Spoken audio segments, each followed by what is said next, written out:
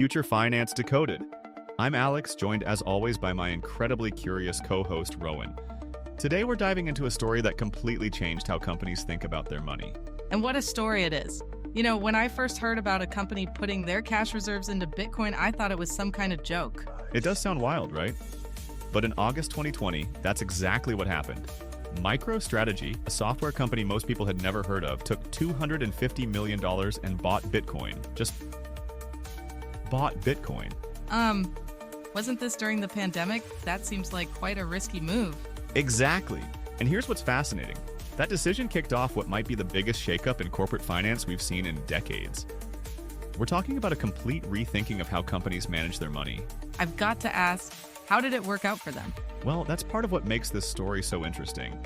Their stock price is up over 350% since they made that move. But there's so much more to unpack here.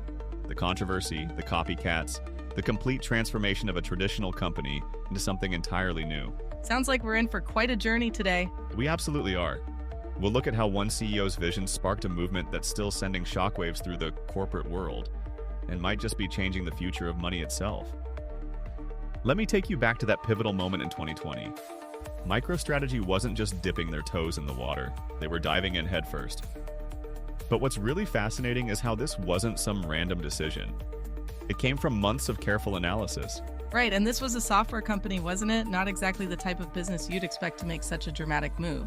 Exactly. They've been making business intelligence software for 30 years, but their CEO, Michael Saylor, saw something that others didn't. He looked at the increasing money supply, inflation risks, and came to a pretty stark conclusion. What was he seeing that others weren't?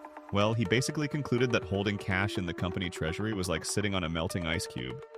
The company had about $500 million in cash reserves, just losing value over time. But Bitcoin, I mean, that's quite a leap from keeping your money in the bank. It absolutely was. And here's where it gets really interesting. That first purchase of $250 million worth of Bitcoin was just the beginning. They kept buying and buying and buying. How much are we talking about here? As of now, they've accumulated over 500,000 Bitcoin. Just let that sink in for a moment. That's more Bitcoin than any other public company in the world holds. That's incredible. But didn't they have to completely restructure the company to do this? They did. And this is a crucial part of the story. They essentially split into two distinct units. One still focuses on their traditional software business, but they created a whole new division specifically for their Bitcoin strategy. So they basically became two companies in one? Pretty much. And what's fascinating is how they've leveraged this. They've started offering Bitcoin-backed bonds, creating new financial products. They're not just holding Bitcoin, they're building an entire ecosystem around it. I've got to ask about the impact on their actual business, though. How did their employees and customers react to such a dramatic shift? That's such a good question. Initially, there was definitely some skepticism. But remember that 350% stock price increase we mentioned?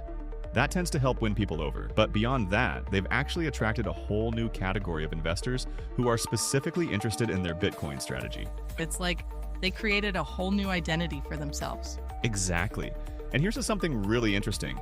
They had to develop entirely new systems for corporate treasury management. We're talking about sophisticated custody solutions, new security protocols. They were basically writing the playbook for corporate Bitcoin adoption as they went along. That must have been incredibly challenging. I mean, there's no manual for this kind of transformation, right? None at all. They were the pioneers. And get this, they even had to create new accounting practices because traditional corporate accounting wasn't set up to handle Bitcoin holdings at this scale. So they weren't just transforming their own company, they were creating a whole new model for others to follow? Precisely. And that's what makes this story so significant. They weren't just making a bold financial move, they were creating an entirely new paradigm for corporate treasury management. You know what strikes me? The sheer conviction it must have taken to stick with this strategy, especially during Bitcoin's more volatile periods. That's absolutely right. And it's worth noting that they didn't just buy once and hold. They continued accumulating through both bull and bear markets, consistently following their strategy regardless of price fluctuations. It's almost like they were building an entirely new type of company, one that bridges the traditional corporate world with the crypto future. That's a perfect way to put it. And what's really fascinating is how this model has started to influence other companies. But that's another chapter of this story that we should probably explore. You know what's fascinating, Rowan? While MicroStrategy was blazing this trail, other companies were watching very carefully from the sidelines. I can imagine. Did any of them actually follow suit? They absolutely did. By 2025, we're looking at more than $10 billion in corporate Bitcoin holdings across public companies. It's created this whole new category of what some people call Bitcoin-first companies. 10 billion, that's a lot bigger than I expected. But I'm guessing not everyone jumped in as deeply as MicroStrategy did. No, most companies have taken a more measured approach. Think of it like dipping their toes in rather than diving headfirst. But what's really interesting is how the financial infrastructure has evolved to support this movement. What do you mean by financial infrastructure? Well, when MicroStrategy first made their move, there weren't really any established systems for corporate Bitcoin custody. Now we've got specialized custody solutions, insurance products, and even Bitcoin-backed bonds. It's like watching a whole new financial ecosystem emerge in real time. Hold on. Bitcoin-backed bonds? How does that even work? It's actually quite clever. Companies can use their Bitcoin holdings as collateral to raise traditional currency. Think of it like taking out a mortgage on your house, except in this case, the asset backing the loan is Bitcoin. But given Bitcoin's price swings, isn't that incredibly risky? That's where the innovation comes in. These new financial products have sophisticated risk management systems built in. They use things like dynamic collateral requirements that adjust based on market conditions. So the market is actually getting more sophisticated? Exactly. And here's something really interesting. Traditional financial institutions that were once skeptical are now creating their own Bitcoin services. We're seeing major banks develop custody solutions, trading desks, even advisory services specifically for corporate clients interested in Bitcoin. That's quite a shift from the early days when Bitcoin was seen as this fringe technology. And you know what's particularly fascinating? The companies adopting Bitcoin aren't just tech firms anymore. We're seeing manufacturing companies, retail chains, even some traditional financial institutions adding Bitcoin to their treasury strategies. I'm curious about the decision-making process. How do these companies convince their boards and shareholders that this is a good idea? That's such a good question. Most companies now follow what they call the 1% to 5% rule, allocating just a small portion of their treasury to Bitcoin. It's become seen as a kind of corporate inflation hedge. Like a digital gold strategy? Precisely. But here's where it gets really interesting. Some companies are finding that their Bitcoin holdings are actually becoming a significant driver of shareholder value. The market seems to be applying what some analysts call a Bitcoin premium to these companies' stock prices. So they're getting value beyond just the Bitcoin they hold? Exactly. It's creating this fascinating feedback loop. Companies adopt Bitcoin, their stock becomes more attractive to certain investors, which then encourages more companies to consider similar strategies. But surely not everyone's convinced. There must still be skeptics out there. Oh, absolutely. And that's actually healthy for the market. The pushback from skeptics has led to better risk management practices, more transparent reporting, and more sophisticated treasury management strategies. It's almost like the skeptics are helping make the whole system more robust. That's a great way to put it. And it's creating this interesting dynamic where companies have to really think through their Bitcoin strategy. It's not enough to just buy and hold anymore. They need comprehensive plans for how it fits into their overall corporate strategy. It sounds like we're watching the corporate world adapt to a whole new paradigm of treasury management. We really are. And what's particularly exciting is that we're still in the early stages. The innovations we're seeing now could be just the beginning of a much larger transformation in how companies think about and manage their money. You know, Rowan, there's another fascinating layer to this story that we haven't explored yet. The incredible technological infrastructure that had to be built to make all of this possible. Right, because I'm guessing storing billions of dollars worth of Bitcoin isn't quite the same as just having a regular crypto wallet. Not even close. When companies like MicroStrategy started moving billions into Bitcoin, they needed completely new systems. We're talking about institutional-grade security that goes way beyond anything we'd seen before. What does that actually look like in practice? Think of it like a digital fortress. These custody solutions use what they call multi-signature technology, where you need multiple separate approvals to move any funds. But here's what's really interesting. They've developed something called sharding. Sharding? That sounds like something from a fantasy game. I know, right? But it's actually brilliant. They take the private keys, the codes that give access to the Bitcoin, and split them into multiple pieces. Each piece is stored in a different secure location, often on different continents. So even if someone managed to breach one location? Exactly. They'd only have a useless fraction of the key. But what's really fascinating is how they've integrated this with traditional corporate governance structures. What do you mean? Well, companies need to be able to prove to auditors and regulators that they actually own and control their Bitcoin. So they've developed these amazing attestation systems that can verify ownership without exposing any security vulnerabilities. That must have been quite a challenge to figure out. It really was. And here's something cool. They've created what they call proof of reserve systems. These let companies publicly prove they own their Bitcoin without revealing sensitive details about their security setup. So it's like transparent but secure at the same time? Precisely. And speaking of security, there's this whole new industry of Bitcoin insurance that's emerged.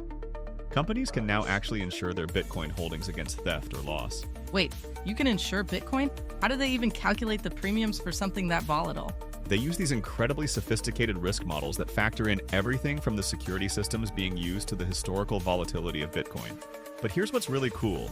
They've developed dynamic premium systems that adjust based on market conditions. This is starting to sound more and more like traditional finance, just with a Bitcoin twist. That's exactly what's happening. And you know what's particularly interesting? Traditional financial software companies are now building Bitcoin features directly into their treasury management systems. So companies can manage their Bitcoin alongside their regular finances? Yes, and it goes even further. They've developed these smart contract systems that can automatically adjust Bitcoin holdings based on predefined treasury policies. Like some kind of automatic Bitcoin balancing? Exactly. If a company wants to maintain, say, 5% of their treasury in Bitcoin, these systems can automatically rebalance when needed. But perhaps the most impressive innovation has been in the reporting systems. Because I'm guessing normal accounting software wasn't built for this. Not at all. They've had to develop entirely new reporting frameworks that can handle Bitcoin's unique characteristics. These systems can track everything from cost basis to realized and unrealized gains, all while complying with accounting standards. That sounds incredibly complex. It is, but it's also elegant in its own way. These systems have to bridge two completely different financial worlds, traditional corporate finance and cryptocurrency. And they're doing it in ways that even the most conservative CFOs are starting to appreciate. It's amazing how much infrastructure had to be built just to make this possible. And that's really the key point here. The corporate Bitcoin revolution wasn't just about companies deciding to buy Bitcoin. It required this whole ecosystem of technology and services to develop alongside it.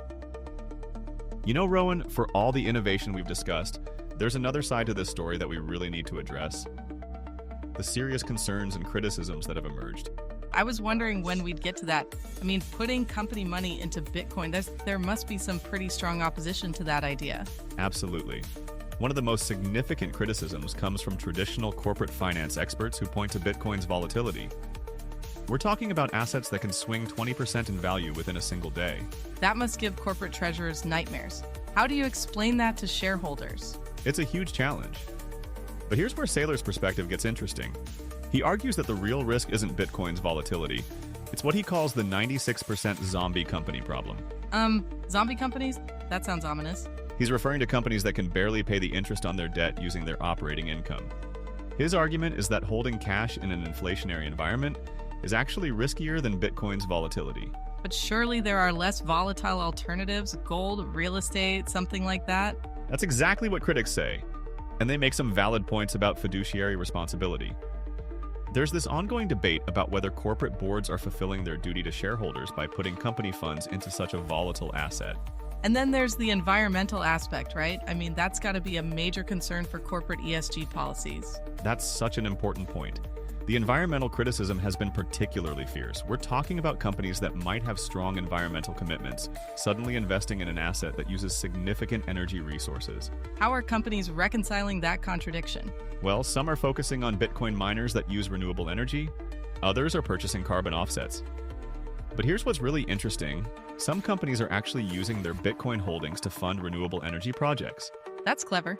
Turning a criticism into an opportunity. Exactly. But there's another layer of controversy that's fascinating: the regulatory uncertainty. Some legal experts argue that current securities laws weren't designed for this kind of corporate treasury strategy. I can see why. This is pretty uncharted territory from a legal standpoint. And it gets even more complex when you consider international operations. Different countries have completely different approaches to cryptocurrency regulation. Some companies have had to create elaborate structures just to comply with various national laws. That sounds like a compliance nightmare. It really is. And here's another criticism that's gained traction: the concern that corporate Bitcoin adoption could actually increase systemic financial risk. How so? Well, think about it. If more and more companies put significant portions of their treasury into Bitcoin, their financial health becomes increasingly correlated with Bitcoin's performance.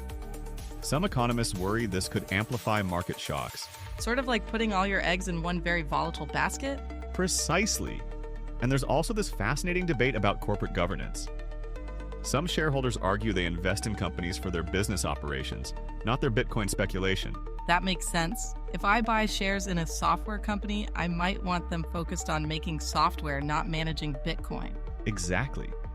And this has led to some interesting shareholder proposals. Some companies now have to put their Bitcoin strategy to a vote or have strict limits on how much they can hold. It's like they're having to create whole new rules for this new reality. And that's really what makes this so fascinating. We're watching in real time as companies, regulators, and markets try to figure out how to handle this fundamental shift in corporate treasury management. Sounds like there are still a lot of questions to be answered.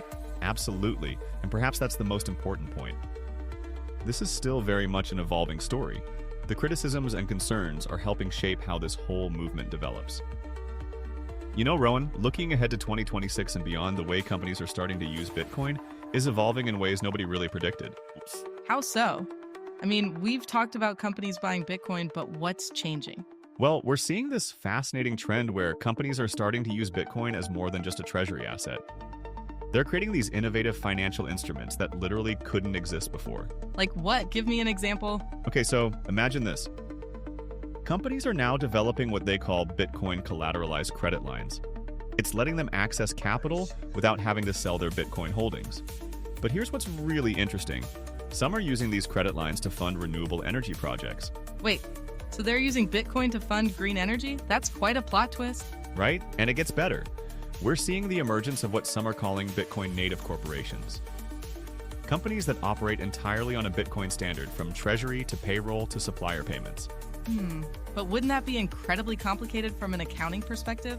That's where artificial intelligence is coming in. These companies are using AI systems to manage the complexity of operating on a Bitcoin standard while still complying with traditional accounting requirements. So AI and Bitcoin are kind of working together here? Exactly. But perhaps the most exciting development is in corporate governance. Some companies are experimenting with what they call programmatic treasury management. That sounds very technical. What does it actually mean? Think of it like this. Instead of executives making Bitcoin buying decisions, they're creating smart contracts that automatically manage their Bitcoin holdings based on predefined rules approved by shareholders. So the shareholders get more direct control? Precisely. And this is leading to something really fascinating. Some companies are letting shareholders vote on Bitcoin strategy through blockchain-based governance systems. That's quite a shift from traditional corporate decision-making. It really is. And here's another interesting trend. Companies are starting to issue what they call Bitcoin participation rights. These give shareholders direct exposure to the company's Bitcoin holdings. So you could invest in a company, but specifically in their Bitcoin strategy? Yes, and some analysts are predicting this could create an entirely new asset class like corporate Bitcoin derivatives. But what's really catching my attention is how this is affecting corporate culture. How do you mean? Companies with significant Bitcoin holdings are attracting a completely different type of employee. We're seeing traditional finance professionals working alongside crypto natives, creating these fascinating hybrid corporate cultures. That must be creating some interesting workplace dynamics. It really is. And it's leading to this new phenomenon where companies are offering Bitcoin-denominated compensation packages. Some employees are choosing to receive part of their salary in Bitcoin. But given Bitcoin's volatility, isn't that risky for employees? That's where another innovation comes in. Companies are developing these sophisticated payroll systems that let employees instantly convert between Bitcoin and traditional currency. They can essentially choose their exposure level. It's like they're creating their own personal treasury strategies. Exactly. And looking ahead, some experts are predicting that by 2030, we might see the first Fortune 500 company operate entirely on a Bitcoin standard. That would be quite a milestone. It really would be. But perhaps the most profound change we're seeing is in how companies think about money itself. The line between traditional corporate finance and crypto finance is starting to blur. It's like we're watching the future of money take shape in real time. And that's really the key point here. This isn't just about companies holding Bitcoin anymore. It's about the fundamental transformation of corporate finance as we know it. You know, Rowan, when we started this journey looking at corporate Bitcoin adoption, I don't think either of us fully appreciated just how transformative this movement has become. It's pretty mind-bending when you think about it. We've gone from companies just buying Bitcoin to completely reimagining how corporate finance works. And what fascinates me most is how this isn't just about adding a new asset to the balance sheet. It's sparked this whole revolution in corporate treasury management, new financial products, and even how companies think about value itself. I keep coming back to that correlation between early Bitcoin adoption and stock performance. 350% increase. That's got to make other companies take notice. Absolutely. But you know what's really interesting? The technology and infrastructure that's emerged to support this. We're seeing this beautiful convergence of traditional finance, cryptocurrency, and artificial intelligence. And it's creating opportunities we couldn't have imagined even a few years ago. Bitcoin-backed bonds, programmatic treasury management, direct shareholder participation. Exactly. Though I think Saylor's analogy really captures it best, comparing Bitcoin to something indestructible, invisible, and immortal. It's changing how we think about corporate value storage. So what's your take on where this is all heading? I think we're watching the early stages of a fundamental shift in how companies operate in the digital age. It's not just about Bitcoin anymore. It's about reimagining the relationship between corporations, currency, and value creation itself. Sounds like we'll need to do a follow-up episode soon. We absolutely will. The corporate Bitcoin story is clearly just getting started,